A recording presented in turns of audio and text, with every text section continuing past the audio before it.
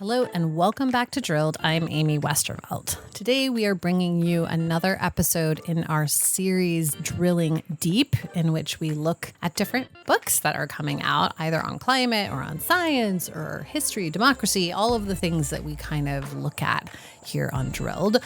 Most of the time, these interviews are being done by Adam Lowenstein. Bless him. He's reading all the books and talking to all the authors and having these very, very interesting conversations. Today, we're bringing you a book that has a lot to do with what's happening in climate politics at the moment, because the annual Conference of the Parties, the UN Climate Summit, is underway at the moment in Brazil. And it's a good time to look at how that process has been politicized. In the book Existential Politics, Jessica F. Green from the University of Toronto argues that head-on conflict with fossil fuel interests is a prerequisite for real progress. Green is a longtime observer of global climate negotiations and an expert on carbon accounting, and she argues that the COP embodies a win-win approach to the problem of the climate crisis and the transitions necessary to deal with it, for which someone has to lose.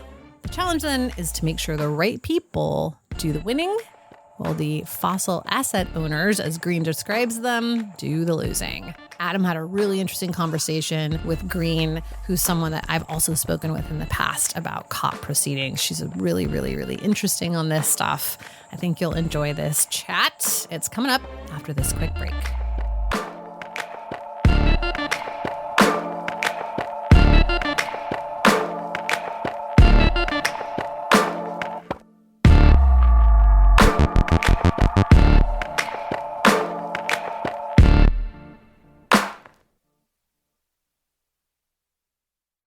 One thing I was curious about as I was reading the book is what drove you to write this book, because it's incredibly complex stuff. As we were discussing a few minutes ago, it's not uplifting. So yeah, what was the driving force behind writing this book, Existential Politics? There are a couple of motivations for the book. One, I've been studying carbon accounting and the politics of carbon accounting for like 15, 20 years. My first book, Rethinking Private Authority, looks a lot at the creation of private standard setters who, eventually became the voluntary carbon market. And even then, I was like, this is not going to end well. So I just have a deep knowledge of this stuff, and it is very technical, and so therefore it sort of flies under the radar. And so given that I've sort of seen the evolution of the voluntary carbon market, I studied the origins of the greenhouse gas protocol, which is now an ISO standard for how all firms measure their greenhouse gas emissions. Like, I just know a lot about where all of this came from, and it's important to understand where it came from to understand how well it can or cannot work. So that's one motivation. And the other is I wrote a scholarly article with two colleagues, Tom Hale and Jeff Colgan, called Asset Revaluation and Existential Politics. And that started my thinking about this topic. And it was born out of the frustration that so many people say, oh, this is a collective action problem and we all have to cooperate to reduce emissions.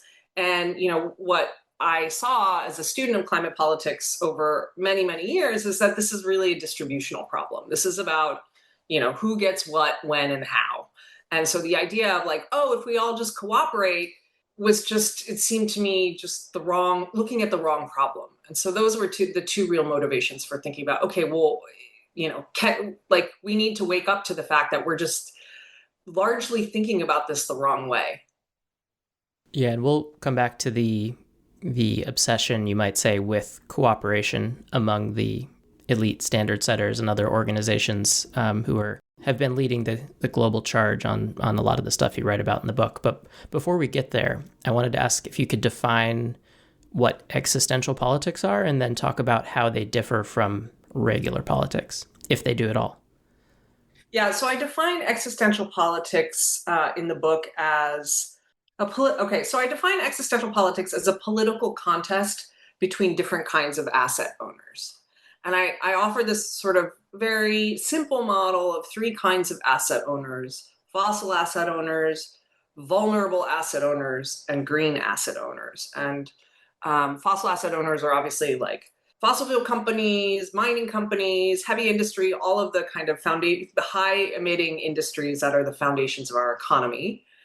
Green asset owners are precisely what you would think they would be, basically the engines of the decarbonized economy. So producers of EVs, solar PV cells, wind turbines, all of the infrastructure we need to run those.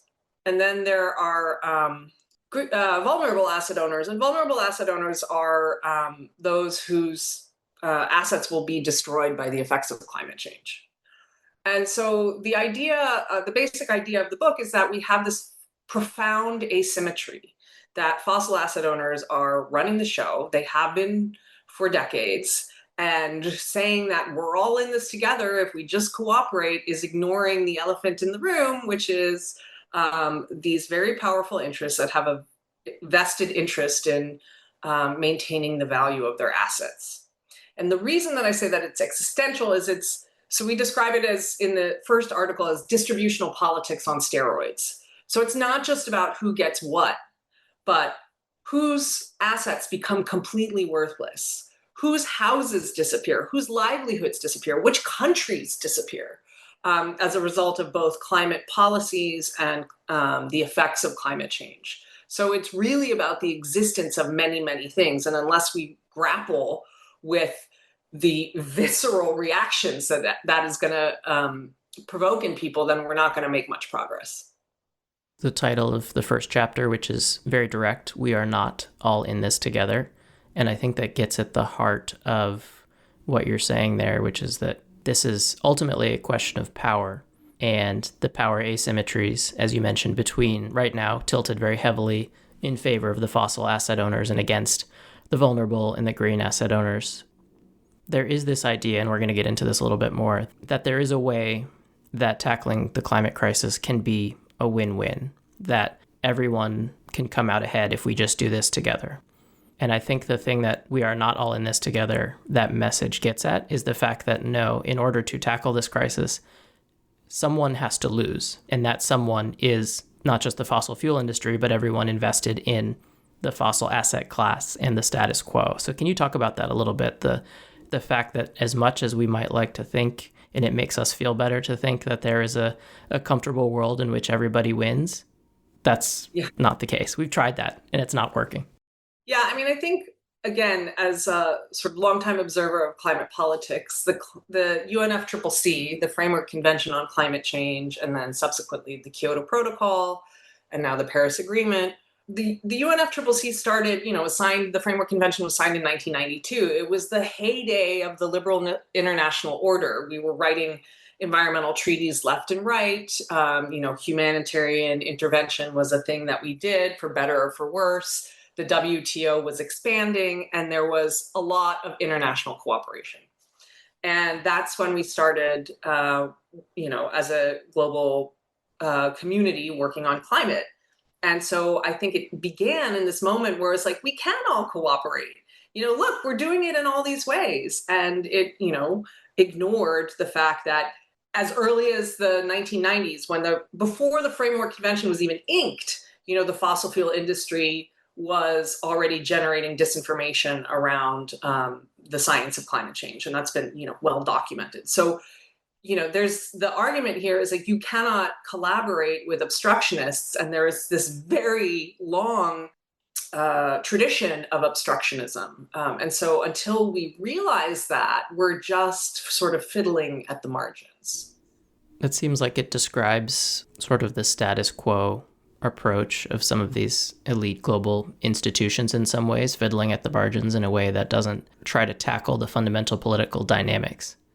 Look, I think it's worth saying that the world has changed a lot, and the climate crisis has changed a lot. So in 1992, I don't know the exact number, but it's somewhere between 180 and 190 countries quickly signed the Framework Convention, which is, it's not very highly, it doesn't require a huge amount from countries other than sort of starting to take stock of what their emissions are and, cooperating on science and these kinds of things.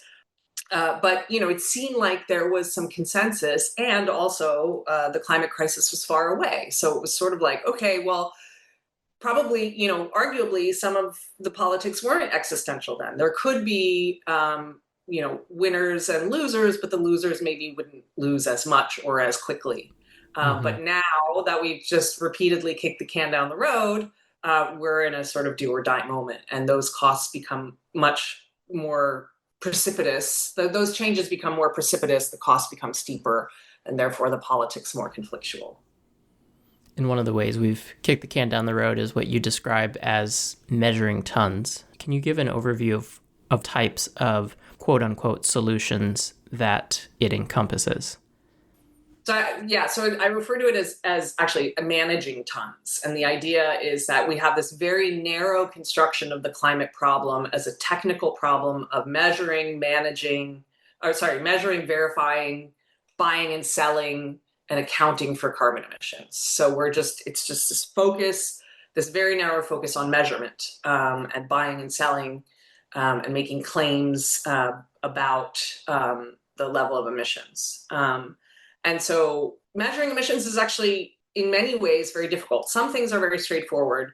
Some are extremely difficult. Like, we know how much energy is embedded in a ton of coal or, fossil fuels. So the direct combustion of those we can measure. But when you get into things like avoided emissions, how many emissions would there have been if, the German government had not invested in a cook stove project in Malawi?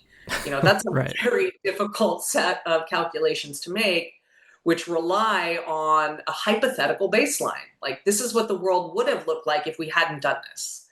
And then we take that hypothetical and we commodify it and we sell it. And we say, this is buy this absence of emissions, which, if somebody came to your door and said, buy this absence of a set of encyclopedias, you wouldn't do it. No matter how much I opposed encyclopedias, I would not think that it was anti-encyclopedia. So we're commodifying things that are very difficult to measure, and then we are making them the foundation of our climate policy. And I think in many ways the book does not make very novel arguments, in the sense that, of course, climate change is a political problem about winners and losers.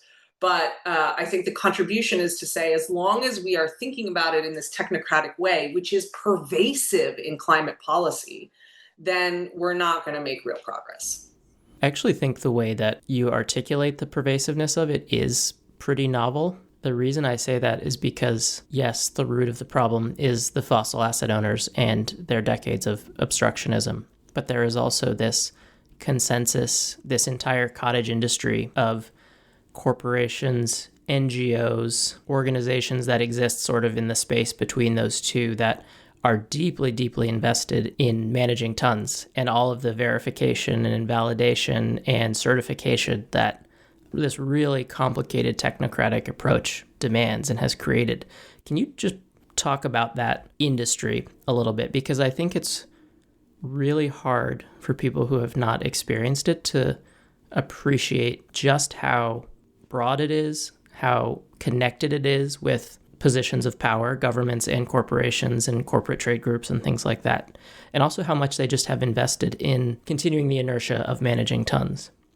Yeah, so I'll talk about this in the context of carbon offsets, and then I can talk about sort of corporate net zero as well. But for a carbon offset project, so a very basic overview: carbon offset project is Party A pays Party B to do a carbon reducing thing, and Party B gets the money, and Party A gets the emissions reductions.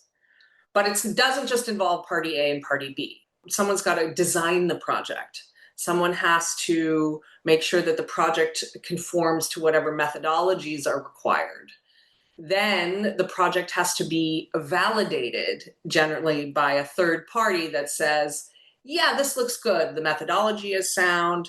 This is going to reduce approximately as much as the document estimates and the calculations estimate. And we sign off on this. Then the project is funded, and that may involve a bunch of funders. And then the credits are then generated and sold through usually through a registry or a platform, like other commodities are sold. And there are some that work on platforms where other commodities are sold. And then at the end of the project, there's someone who, a third party, a different third party that verifies, that verifies that everything has happened, right? So that the project actually took place, that it generated the amount of reductions that it said it would, so on and so forth. So there's this big supply chain, basically, of actors involved in generating a carbon offset, buying and selling those credits. And what I show in the book, what I argue in the book, is that everybody who's involved in that project has a vested interest in the numbers adding up. And they want the biggest numbers possible for the least amount of money, so that they can put that on their ledger and say, look how much we reduced because we paid for this project. There's no constituency demanding high quality, even though there have been all of these efforts to reform the offset market, particularly the voluntary offset market. From a political perspective, it doesn't seem that these will be successful because really nobody has a vested interest in much deviation from the status quo. And so the numbers all add up, but the reductions aren't actually there. Reductions in emissions, you mean? The reductions in emissions are not actually there. There was a recent study done by some folks in California that reviewed 20% of all of the offsets produced, basically, both in governmental programs and in voluntary programs, and found that they represent actually 16% of the total amount of emissions reductions claimed.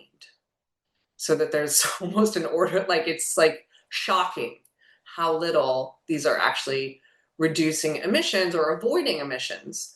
I go through a lot of other problems with them besides just this number problem. But offsets are not only very problematic for this reason, but they are everywhere in climate policy. So it's not just, some of us, it's sort of like common knowledge I would say, in climate policy circles that offsets are kind of bullshit, but we use them everywhere anyway, all the time. So there's this real disjuncture between what we know about how these work and how we actually use them as a policy instrument.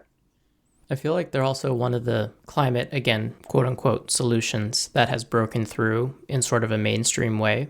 Like if you go to book an airline ticket, most airlines now will say you can pay us extra money to offset your emissions, which is such a multi-tiered scam that it just PSA to everyone listening, don't pay your airline or any other company to offset whatever you're doing just to make yourself feel better. They're just pocketing that money and it's not doing anything. That's the correct answer. Absolutely. And it's also usually $4. How is $4 right. going to offset your flight across the country or across the ocean? I don't know. And they're pretty deeply entrenched in the Paris Agreement and other global climate negotiations and climate agreements, right? Yeah, so offsets there's an offset market created by the Paris Agreement. It's called the Paris Agreement Crediting Mechanism. It's the successor to the one in the Kyoto Protocol called the Clean Development Mechanism. So there's one there. A lot of the credits, not all of them, but a lot of the credits from the Kyoto Protocol are being grandfathered in, even though we know that there's a lot of problems with quality of those credits. There's also this huge, I referenced before, this huge voluntary market, right, which is basically run by non-state actors. I also call it the unregulated market because a bunch of NGOs and private firms said this is what constitutes a carbon offset project in afforestation or methane capture, whatever. Right, or self-regulation in their preferred euphemism. Yes, it's self-regulation, and they started selling those. And corporations started buying them. And then they started, those purveyors of offsets started lobbying for them to be used as compliance instruments. So in 2015, countries got together through ICAO, the International Civil Aviation Organization, and created an emissions agreement to manage aviation emissions, because that's not covered in the Paris Agreement. And that relies principally on offsets, right? Because we don't have fossil fuel-free means of air transport. So, it's going to create a demand for between 1 and 2 billion credits between now and 2035. And credits generated on the voluntary market are now going to be accepted as compliance grade. So we have this self-regulated market, and now these offsets are going to be used in an international intergovernmental agreement. So that's the problem. Can you talk a bit about why fossil asset owners, fossil fuel industry very much included, love this approach so much, why it serves their interests so well? Yeah, because they can say that they're doing things. They say, look, we bought all of these offsets at like $5 a ton, or like, look, here's our really shiny annual report that reports all of our emissions, and now we know that shareholders have all the information they need to make responsible decisions about climate risk. And it's like, no, they don't. Nobody reads that, and even if they did, they wouldn't understand it. I think it provides a lot of political cover for the status quo, that these basically fossil asset owners can say that they're doing something that doesn't really address the problem of reducing the supply of fossil fuels.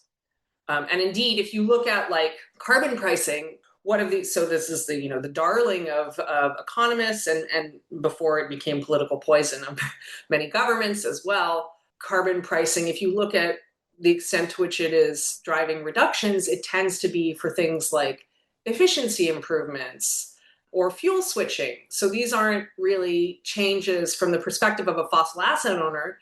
These aren't changes that are fundamentally threatening their business model, right? This is just like, okay, we're doing some stuff on the margins that actually maybe that's good because it's cutting costs for us a little bit, but it's not catalyzing real decision making about how we wind down the use of these fossil assets.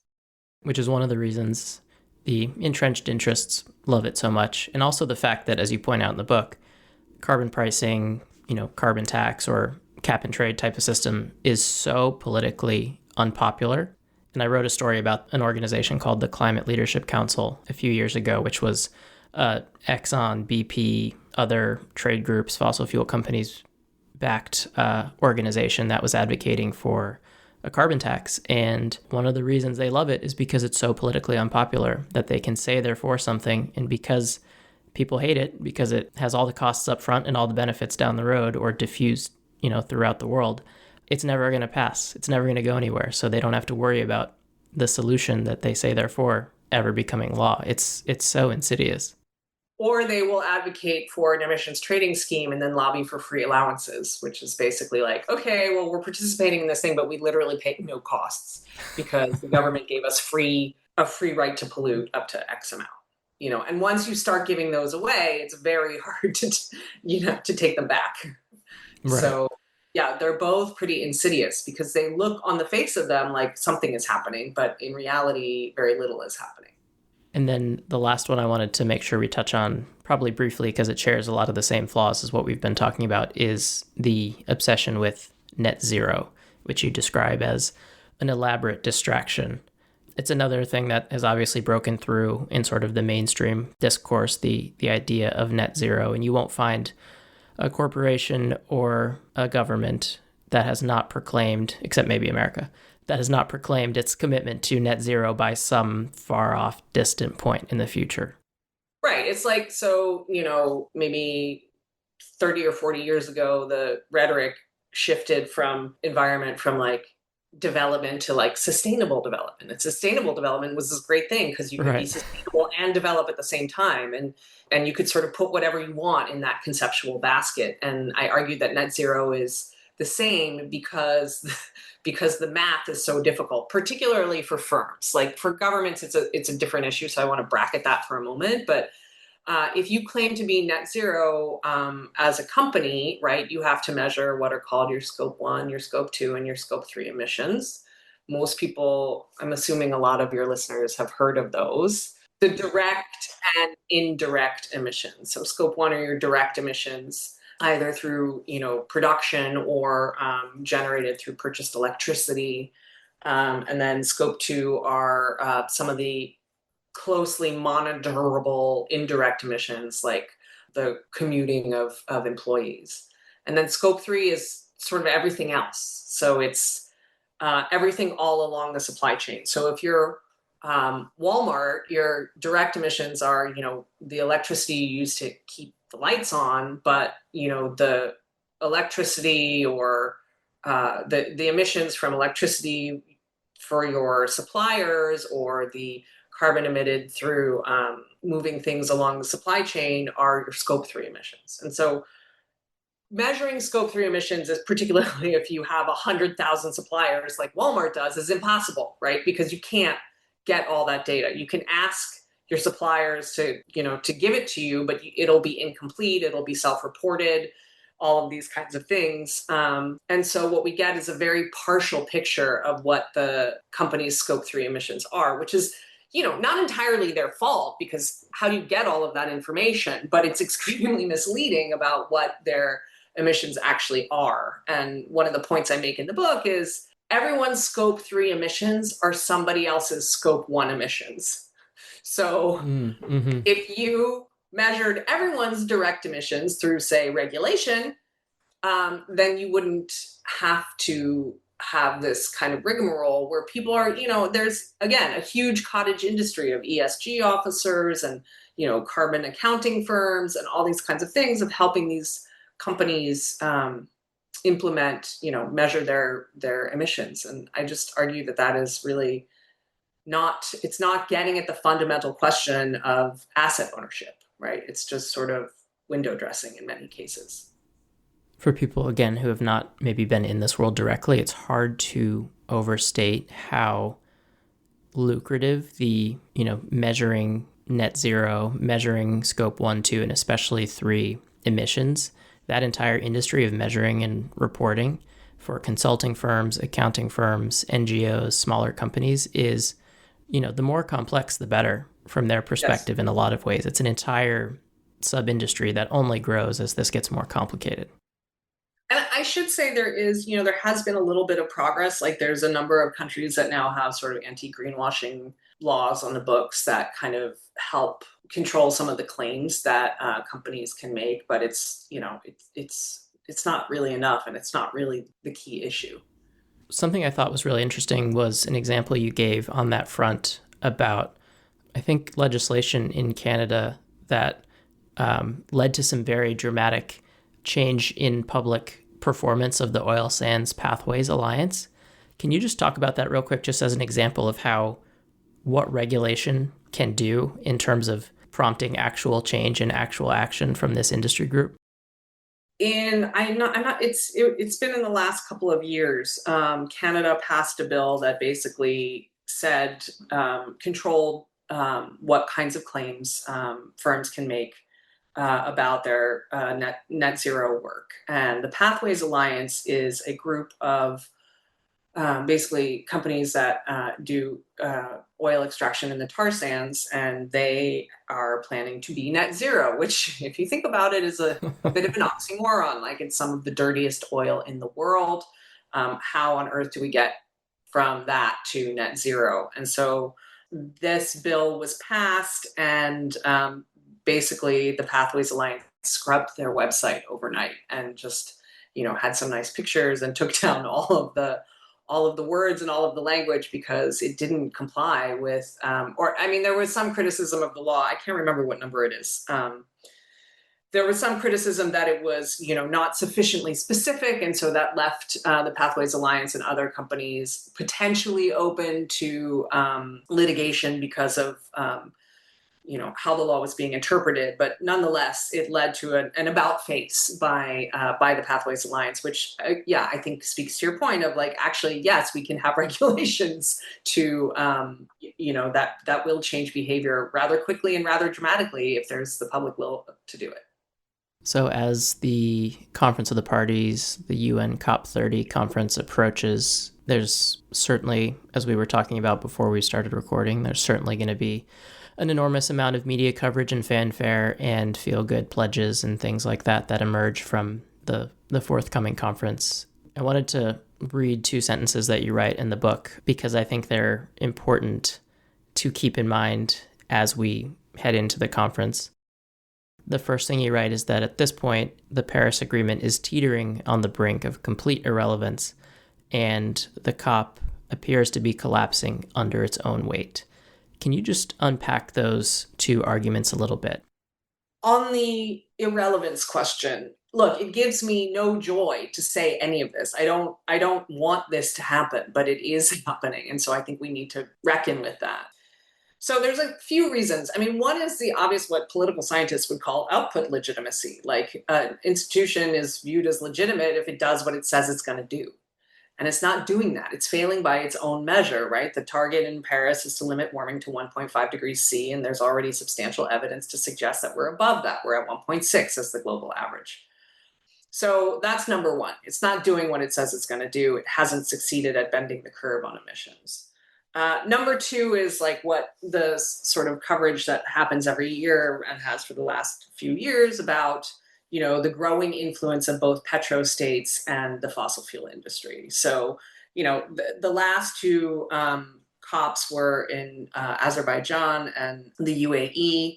And those are obviously big petrostates. So there was a lot of criticism about, how could you possibly have a COP in those countries? And I mean, I'm of two minds about that. Obviously, there's some conflicts of interest, and in particular in the UAE, there was some suggestion that the president who of the COP, who was also in a leadership position in the state-owned oil company ADNOC, was kind of tilting things away from consensus on the phase out of fossil fuels. So yes, there's a conflict of interest, but this is also a multilateral institution. You can't start introducing a litmus test for who gets to host and who gets to chair. I mean, it looks like Australia is going to be chairing next year, also a huge emitter. And arguably, those countries really have to wrestle with what they're going to do next. So it's a complicated issue, but that's another reason that the COP and the UNFCCC is really struggling with legitimacy. And I would say the third is just the growing presence of the fossil fuel industry. I don't go to the COPs anymore because it's just an absolute circus. But everybody that I know who goes, says that there's tons and tons of representatives from the fossil fuel industry. They hold side events. They have, a big physical presence there. Again, if this is the thing that we're purportedly trying to regulate and phase out, and yet, we have, obviously the optimistic view would be, oh, well, you need those people at the table. But even the former executive secretary of the UNFCCC, Christiana Figueres, said we can't have those people at the table anymore because they are obstructing progress. Right. So, there's a lot that's not going well in the UNFCCC. It's hard. I mean, it's hard to know what to do, right? Because this is the place where all countries get represented, and that counts for something, particularly in a world where like global cooperation is sinking by the second. But, on the flip side, it's not producing any results. And so, we have more meetings, more agreements, more subsidiary bodies, more financial mechanisms. This year, there's going to be a push for a just transition mechanism. Last year, it was loss and damage. So there's just kind of more and more on the agenda without actually completing the tasks that have come before them. Right. And I will add not just the fossil fuel companies themselves, but all of their enablers as well, the PR firms and consulting firms and all the other companies who make money off them making money. Yes. And who can also say publicly and to their employees, their prospective employees, oh, look, here we are at COP. We must care about the climate crisis. Hire us, come work for us. There's kind of some second and third order money making off the appearance of doing stuff that follows from these. Absolutely. Yeah. I feel like we should spend a little bit of time talking about what we should do instead of managing tons, not just the problems with managing tons. Can you give a bit of an overview of, I hesitate to call it a solution section because I feel like that has been so trivialized in a lot of ways because solutions are always kind of or have been just like performative in a lot of cases. Yours are not though. And so I want to make sure we spend some time unpacking them. I describe the approach in the book as radical pragmatism. It's radical in that it gets to the root of the problem, which is this fundamental power asymmetry between fossil asset owners and green asset owners. But it's pragmatic in the sense that like we need things that are actually possible and that don't require an entire remaking of the international order because we just don't have time for that climate-wise. Solutions are hard. We're really, and there's a lot of gridlock, there's a lot of polarization. And so I tried really, there's a lot, but there's also a lot of doomerism, right? And so I tried really hard to think about, okay, well, how can we chip away at this problem of the incumbency of fossil asset owners and really not just think about the energy transition, but think about the politics of creating conditions for destabilizing the fossil fuel industry, which includes building up green asset owners as political interests of their own. And so with all of those caveats, so basically I say, okay, well, if we're not going to think about tons, we got to think about dollars. How do we move dollars around in the global economy? And the first solutions chapter really looks at tax and investment policy. And so I did this deep dive into international tax law, which I cannot recommend to anyone. Thanks for taking one for the team there. Exactly. The OECD is now in the process of implementing these rules. They're called the model rules on base erosion and profit shifting, basically to put in place a corporate minimum tax to reduce corporations offshoring their profits to low tax jurisdictions. So to reduce tax avoidance and tax arbitrage. And this is actually surprisingly well underway. It was the model rules themselves. It's not a treaty, but it's like the sort of agreement that it puts together a framework that countries can go and implement in their domestic laws. So in 2021, they came to this agreement, and slowly but surely, countries, about 60 of them now, have put in place some pieces of this corporate minimum tax.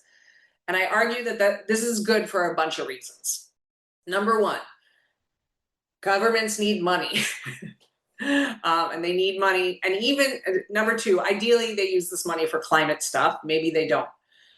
Number three, even if they don't use it for climate stuff, if they are taxing wealthy fossil asset owners, they are taking material power away from those actors, which is important. Yeah, I actually thought that was a really revolutionary point. It's so straightforward, but I've certainly never come across it in the climate discourse. The fact that even if that money doesn't get used to tackle the climate crisis, it still makes them less powerful. And that is just such a fundamentally clear and straightforward argument for doing it. And the related one is that we know that wealth inequality is a huge contributor to climate change. So again, the more you can chip away at, this huge income inequality, you are contributing, at least indirectly, to reducing emissions. Can you actually explain how wealth and income inequality drives or contributes to the climate crisis? Yeah, so Oxfam does this report every year called the Carbon Inequality Gap, and it just shows, I don't have the numbers quite in front of me, but it shows that the wealthier you are, the more you emit. And so that the top 10% of people in the world in terms of income are responsible for something like 70% of global emissions. Some overwhelming majority. Overwhelming number. Right. So, and, we see it in the tabloids or whatever all the time, yachts and private jets and all these kinds of things, eating meat, flying around, all these very carbon intensive activities are enabled by wealth. And when you don't pay taxes, you get richer. It's pretty basic math. So, I mean, the corporate minimum tax doesn't apply to individuals, although there is a separate discussion about a billionaire's tax for a very small number of people in the world. This covers corporations, but it is a step in that direction nonetheless. So I can talk a little bit about the investment piece as well, which is also another. Yeah, let's do that. So the other thing that I look at in the book is called the investor state dispute settlement system, which is basically a set of investment protections for FDI, for foreign direct investment. So if you are a company and you invest in you have a project where you're investing in a country, if that country does something that jeopardizes your investment, the company can sue, basically through an arbitration system. So it's private arbitrators. And what the work of others has shown is that these protections through ISDS have resulted in huge payouts to fossil fuel companies and mining companies, because they build a mine or they start to, prospect for oil, and then countries say, hey, we're not doing offshore oil prospecting anymore, or, we're not doing, because we passed some climate regulations, and then the firm can sue that country. So, and in the US, and Canada, you might have heard of this little thing called the Keystone Pipeline. when when the U.S. canceled those permits, Canada, Alberta, well, there's a couple of different suits, but basically a couple of energy firms in Canada, TC Energy included, wanted to sue the U.S. for $15 billion because it couldn't build its pipeline, saying we lost this potential revenue. And this case didn't go through because it was brought under CUSMA as opposed to NAFTA. NAFTA had these ISDS protections in the treaty, but CUSMA does not for Canada, so it can't make these claims. So, but that's an example of like TC Energy. We don't need to be subsidizing pipelines. TC Energy doesn't need any more money. And, in the case of the US, potentially it could have paid it, but in a lot of cases, these are in developing countries where it's just huge amounts of money for governments that really can't afford to pay. The proposal here is a very basic one, which is to say, again, doesn't involve a huge amount of work, is just to say countries should withdraw from or change the terms of treaties that have these ISDS protections. It can be done unilaterally, and there are some countries that have done this. How much do you think the threat of a suit or some sort of arbitration from the ISDS process has deterred, especially maybe smaller, mid-sized countries from putting in place climate-related regulations or laws? So Kyla Chianhara, who has done a lot of work on this, calls this a regulatory chill, that developing countries are legitimately afraid of being sued, and so they don't put in place climate regulations because of this fear. So it's not just the payouts; it's the legislation foregone for fear of arbitration from these private firms. So it's a double whammy, and it needs to go. It would also, if we really care about sort of accurately pricing climate risk, we wouldn't have these kind of protections, right? So Right. Building a pipeline or opening a mine becomes a much riskier endeavor when you know that you can't potentially get a payout from some country if they decide not to do this anymore. There's a lot of stuff in the book that we didn't get to talk about. One of them is your argument, well, we sort of touched on it, but your argument that one of the ways to counter the power of fossil asset owners is to create a more powerful class of green asset owners, to create winners. So climate policy is not seen as something that is just a loss or a punishment, but actually we have people who win. We have organizations, entrenched interests who win when these policies go into place. And so there's something you raised toward the end of the book that I wanted to ask you about, which is the service industry. And a lot of this discussion focuses on manufacturing for good reason. But there's, as you point out, there's, a huge portion of a lot of countries, workers are working in service jobs. And how do you bring decarbonization to the industries they work in a way that they win? And I'm just wondering how you're thinking about that. It's a great question. And I started thinking about this when I, did this, started looking at sort of green industrial policy and how do countries really think systematically about decarbonization as an economic policy. And I thought, wait a minute, and I've seen it here, Canada is not going to become a global leader in the production of EVs, right? So if they're going to green their economy, they're going to have to figure out other ways to do it. And so I looked around a lot to see, okay, well, who's thought about this? And most people said, we need to think about this. So I'm just going to sort of plant a flag and say, we need to think about this. I mean, there's been some discussion of sort of green jobs and reskilling. And I think that that's, a piece of it. And there are people who have looked sort of more carefully at specific sectors. But I mean, I think we also need to think about the care economy as part of decarbonizing.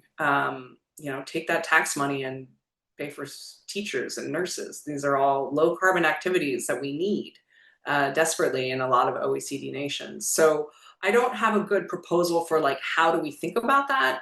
Except to say, I mean, I think one of the sort of arguments underpinning a lot of the book is that solutions, even the sort of pragmatic ones, require a more muscular state.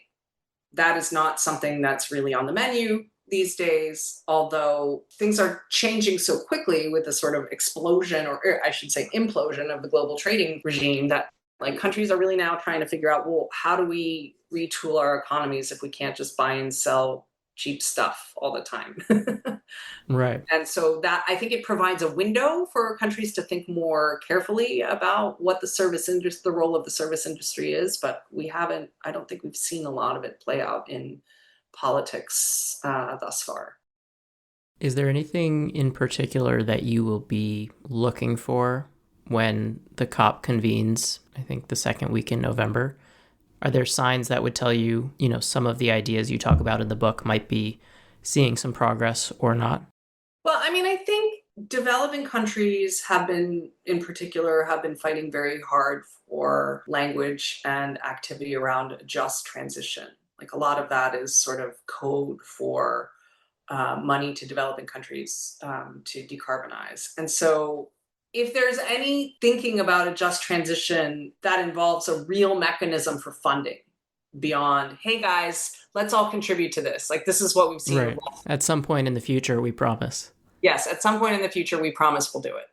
But if there's a real conversation about like linking that mechanism to other actual flows of existing money, that might be a step in the right direction. But right now, I think it's a reckoning moment. Like I think, I make some suggestions in the book about how we can sort of adjust our expectations downward for what the COP can and can't do. And I think that's really what we need to think about, because otherwise we're going to have this cottage industry sort of keep pushing for managing tons and legitimating this process. And, round and round we go. There were a couple points in the book where you address that cottage industry directly, which I appreciated very much. And I certainly hope that a copy of your book will end up in the hands of everyone there, which would also be great for book sales too. But I think it would be good for the climate as well. Bad for my carbon footprint, but good for, so we'll see. Thanks so much, Jessica. Awesome. It was lovely to talk to you, and thank you for reading my book.